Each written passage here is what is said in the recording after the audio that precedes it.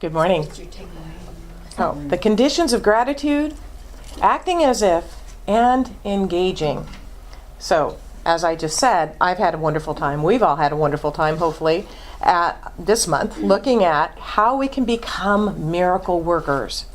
And we're following the Master Miracle Worker's words, which is, these things and more you can do. And I was reading where someone said in their traditional Christian upbringing how somehow they forgot to tell them that. These things you and more you can do. We are doing this by looking into the 12 conditions of a miracle, which is merely a sequence of cause and effect. A sequence of cause and effect setting the universal law, which always says what? The universe always says yes, into motion for a specific purpose. These 12 conditions or states of consciousness were taught to us by Jesus when he performed the miracle of feeding the thousands with just a few loaves of bread and 2 fish. In the course of that miracle, there were 12 specific conditions or states of consciousness that he established. We learned this when we delve into the deeper meaning of the passage as revealed in the original Greek language. Because I'll tell you, there's so many different meanings. Sometimes a word that we think means one thing in Greek, there's 2 or 3 meanings. So to bring you up to speed, those first 7 conditions are briefly described on the paper on your chair. And there's also room to write notes, because I know y'all want to do that, right? For today's conditions. I'll update it, so it'll be updated as we proceed through the month. For today, we're going to look at the miracle conditions 8, 9, and 10. So let's get right into it. Condition 8, gratitude. Reading from Matthew, which we explored last week, we now add 2 simple words that bring us to condition 8. And he ordered the people to sit down on the ground, which was condition number 6. Remember grounding, to relax into the ground, relax into the garden. And he took the 5 loaves of bread and the 2 fish, and he looked up to heaven. That's condition 7. And blessed them. And blessed them. Those are the words that activate condition number 8. The Greek word used that was translated into blessed in the traditional passage can indeed mean blessed, but it also means to praise, to speak well of, or to give thanks for. The mindset that calls forth miracles is the mindset of gratitude, which is, of course, our condition number 8. But you knew that would be here somewhere in these 12 conditions, right? We always talk about gratitude. Author Sarah Van Brecknock, who's read the Simple, what was it? What's the name of her book? The Simple Pleasures, anyway, I'll come back with that. But she's the author of just a fabulous daily book. She once wrote, every time we remember to say thank you, we experience nothing less than heaven on earth. A simple thank you, heaven on earth. Holmes in The Science of Mind writes, in everything give thanks. An attitude of gratitude is most salutary and bespeaks the realization that we are now in heaven. Miracle workers are invariably filled with gratitude. They eat, sleep, and breathe gratitude. Miracle workers experience every event, every moment in profound appreciation. They find great delight in the simple gifts that life has to offer and never wish for more. Miracle workers even give thanks for all experiences in their lives, knowing that they all come together for good, even those that don't smell like apple pie baking in the oven. Last week, I shared with you a quote about seeing the end. That was condition number 7 from Admiral James Stockdale, who was the highest-ranking United States military officer in the Hanoi Hilton prisoner of war camp during the height of the Vietnam War. And I read to you in part what he said in an interview when he was finally released. I never lost my faith in the end of the story. I never doubted that I would get out. Now, because last week I wanted to focus on his keeping his eye on the end result, I edited that just a little slightly. Here's now the full extent of what Admiral Stockdale said. I never lost my faith in the end of the story. I never doubted not only that I would get out, but also that I would prevail in the end and turn the experience into the defining moment of my life. To know that ahead of time. Wow. And he went on to say, which in retrospect, I would not trade. In other words, grateful even for the challenges, but to know that in the moment you're experiencing those challenges, that is something that I call that a miracle. I love this list of gratitude statements. I am thankful for the mess to clean up after a party because it means I've been surrounded by friends. The taxes I pay because it means I'm employed or I have sources of income, right? The clothes that fit a little too snug because it means I have enough to eat. Wow, I can be really grateful. My shadow who watches me work because it means I'm in the sunshine.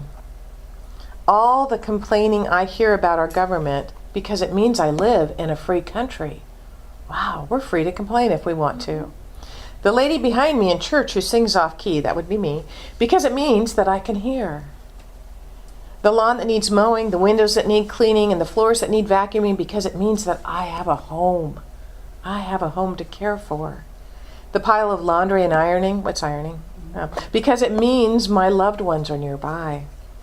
My huge power bill because it means I'm warm enough or cool enough, whichever is needed. Weariness and aching muscles because it means I've been productive. And even the alarm that goes off early in the morning because it means I'm alive. So take a moment right now to reflect on something you can be extremely grateful for, that you can bless as it relates to your dream or your vision or your goal. What can you be grateful for? Just as Jesus was grateful for and he blessed the substance that he already had. What can you be grateful for? What can you bless? Okay, with that, let's move on to conditions 9 and 10. Conditions 9 and 10 are articulated in the words that follow what I just shared. And he took the 5 loaves of bread and the 2 fish, and he looked up to heaven and blessed them. And he broke them and gave them to his disciples, and the disciples placed them before the people. Condition 9, acting as if.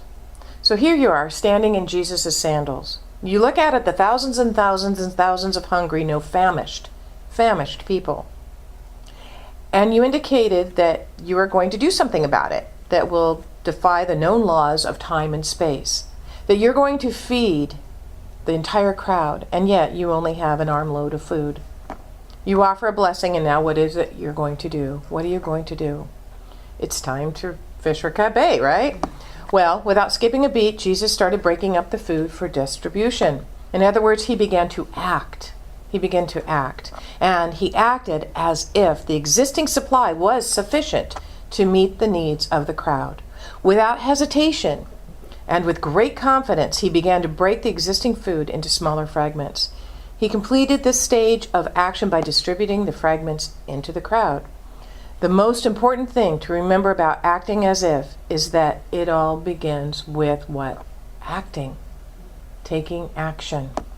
Miracle workers do not just pray and visualize. That's important, but we also often say here, we treat and we move our feet. Treat and move our feet. Miracle workers, they act. They do things. They break through the barriers of inertia and doubt, and they get moving. You know, one time I was looking at a huge project at my house that I had to do, and I was almost paralyzed. I didn't even know where to start.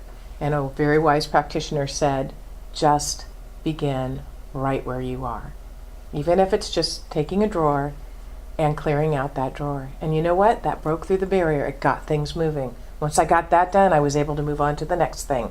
And pretty soon the whole project was moving along. It's amazing. It's a simple thing, but it's pretty darn amazing. Our metaphysics often metafizzle because we don't move into action, authentic action. Not just be busy to be busy, but actually taking a step towards your goal. Miracle workers know that if they do not act, no one else will.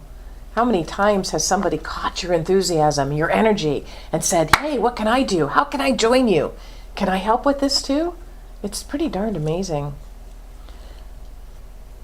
You have all, no doubt, heard the story of the man desperately pleading with God to let him win the lottery, right? But he never did. Please, God, let me win the lottery. And then one day God got fed up with him, with this guy's constant pleading and whining, so he said in his most booming voice, well, at least go buy a ticket. We have to do our part. A very old and still very appropriate illustration of the importance of taking action. Ernest Holmes speaks a great truth in The Science of Mind textbook when he said, all the power of the universe is with you. Feel it, know it, and then act as though it were true, because it is. Because it is. William James, the psychologist who coined the phrase act as if, and it will be, wrote, seize the very first possibility to act on every resolution you make and on every emotional prompting you may experience in the direction of the habits you aspire to gain. To begin is often half the battle. There's a great statement that we often use. What God can do for me, God must do through me. What God can do for me, God must do through me. Think about this idea. The activity of God is expressed by providing us with unlimited good. Our action, however, is the operation that completes the manifestation of God's good. Here's a question for you to ask yourself regarding your miracle. How would I act if I didn't think my desire were impossible? How would I act if I didn't think my desire were impossible? We've set unconscious areas of the possible, and unfortunately for us, we've often refused to try or even move beyond these limits. We draw a box around ourselves and we refuse to venture beyond its borders. But limits are being broken all the time by people who choose to live the question, what would I do if I didn't think this was impossible? The impossible happens all the time. Think of Olympic athletes. For years and years and years, the record for running a mile hovered just above 4 minutes. Many people said that the limits of physical capacity had been reached and that it was impossible to break that 4-minute mile barrier. Then in 1954, a young man by the name of Roger Bannister didn't buy that. And he crossed the mile finish in that finish line in 3.59.4 seconds. He broke the 4-minute mile barrier. We might think, well, he just got lucky that day, or maybe the wind was at his back, right, in just the perfect way, or he had extraordinary abilities that only 1 in a million people have. But here's the interesting thing about his breaking the impossibility, that impossible barrier. In almost no time at all, the mile was run in under 4 minutes, 66 times by 26 different athletes. See, they knew at one level that if it's true for him, it must be true for me. But somebody's got to do it first, right? Somebody has to do it first. When something that for years was considered to be impossible was suddenly proven to be possible, look what happened. How many people are just going through life going, I'll just accept what everybody else says is the truth. It can't be done. But you know what? Let's look at everything that we think cannot be done and go, I'll bet this can be done. I know there's a way. May not be for us to figure out the way, but at least we can put that energy into the consciousness and know we can balance the nation's budget. Of course, we've got the smarts to do that collectively. We can have peace on earth. We can do all of these things. It's all possible. When we say it's not possible, what are we doing? We're shutting down our own energy. So it's time that we realize that, you know what? It is possible. Act as if it were not impossible and find out that it is not. All right, so let's move on to condition 10 of 12. Can you believe it? There's only 2 more next week. Whew, this has been a great month. All right, condition 10, engaging the cycle. The miracle of loaves and fish is characterized by a circular flow of energy and resources. As condition 1 through 9 are established, energy flows toward the miracle worker. In the 10th condition, the miracle worker causes the incoming flow to circle back so that it travels out away from him. The passage in Matthew tells us he gave them, meaning the broken pieces of food, to his disciples, and the disciples placed them before the people. He returns the food to the disciples, and the disciples give it back to the crowd. This sets up a circular current, a cycle. The manifestation process occurs while the energy is looping back. At the end of the miracle, when the remaining fragments are gathered and returned, the energy comes full circle. The circuit is complete and the engine is primed for another powerful stroke. Remember how this miracle began and ended with Jesus going away alone. Matthew writes, every enlightened person in history has tried to tell us that we receive as we give. It will always be true. What goes around comes around. We reap just as we sow, and we give, and as we give, so shall we receive. There is one important exception. When we consciously establish a circular current in conjunction with the other conditions of a miracle, resources can actually multiply as they pass around the circuit. Seeds that are sown by miracle workers can grow many times over to produce an enormous harvest. This phenomena is what happens as electricity flows through a transformer. As electrons flow around and around the series of circular coils within a transformer, the power is increased. The voltage of the electricity that emerges from the transformer greatly exceeds the voltage of the electricity that enters. This idea of activating the cycle sets up a synergy. The total is greater than the sum of the parts. To activate this condition in your life, when you receive, look for ways to give something back. Work on this until it becomes a reflex. If you can't return it to the person from whom you received it, return it to someone else. We all remember the movie and the whole movement of Pay It Forward, right?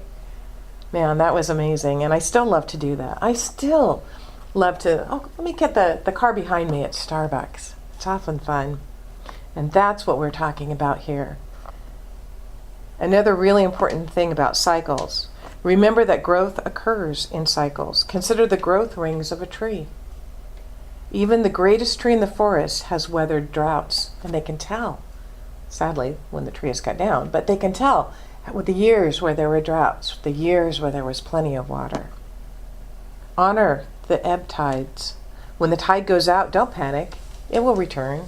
Don't ask, what's wrong? Ask, how does God want to express more fully here? Think of the circle. The top part giving out, curve around, bottom is the downtime, and the curve back up to the top is receiving.